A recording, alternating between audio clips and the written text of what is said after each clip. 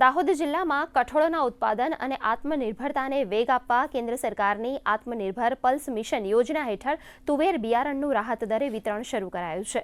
ખેડૂતોની આવક વધારવાના હેતુથી અહીં GT106 તુવેરની ઉચ્ચ ગુણવત્તાયુક્ત જાત ઉપલબ્ધ કરાવાઈ છે, જેમાં 2 કિલોગ્રામની બેગ પર સરકાર દ્વારા ₹120ની સહાય આપવામાં આવે છે। જિલ્લા ખેતીવાડી અધિકારીએ વધુમાં વધુ ખેડૂતોને આ ગુણવત્તાયુક્ત બિયારણનો લાભ લઈ ઓછા ખર્ચે વધુ ઉત્પાદન મેળવવા અનુરોધ કર્યો છે।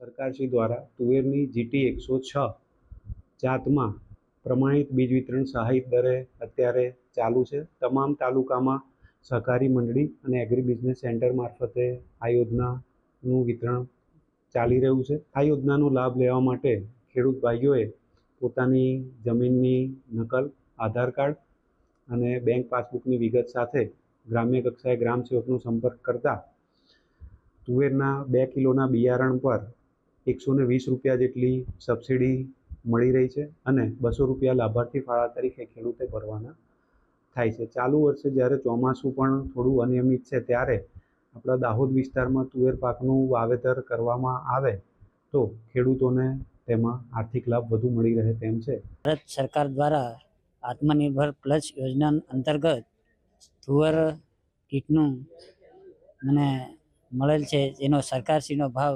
₹360 છે અને મને સરકારશ્રી તરફથી ₹120 સહાય પેટે મળેલ છે।